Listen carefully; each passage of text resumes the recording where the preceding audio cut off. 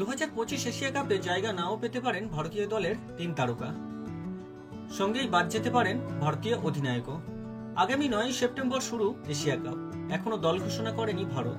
Times of ইন্ডিয়ার খবর অনুযায়ী 19 আগস্ট ভারতীয় দল নির্বাচন হবে।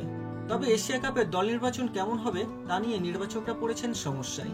দলে রয়েছেন প্রচুর সংখ্যক ইনফর্ম খেলোয়াড়, তাই দল নির্বাচন করতে গেলে নির্বাচকদের নিতে হবে কঠিন সব সিদ্ধান্ত। এশিয়া কাপে ভারতের দলে 3 তারকার জায়গা নাও হতে পারে।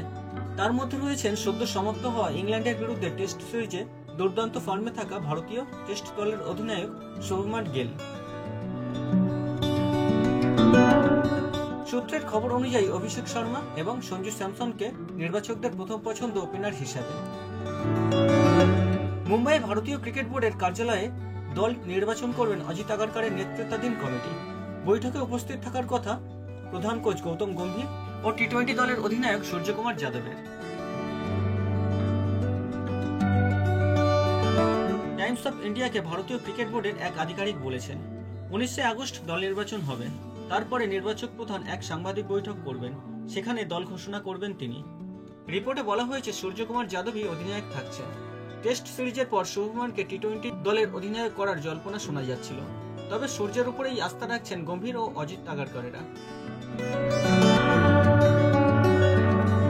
ওপেনার হিসেবে সঞ্জু স্যামসন ও অভিষেক শর্মার উপরেই ভরসা করছেন নির্বাচকরা, ফলে শুভমানের জায়গা পাওয়া মুশকিল।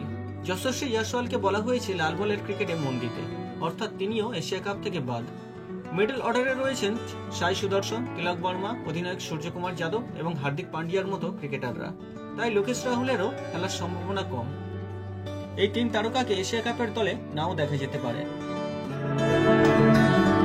এবারের এশিয়া কাপ হবে সংযুক্ত আরব আমিরশাহিতে। 9 সেপ্টেম্বর এশিয়া কাপের সূচনা হলেও ভারতের ম্যাচ রয়েছে আমিরশাহির বিরুদ্ধে 10 সেপ্টেম্বর।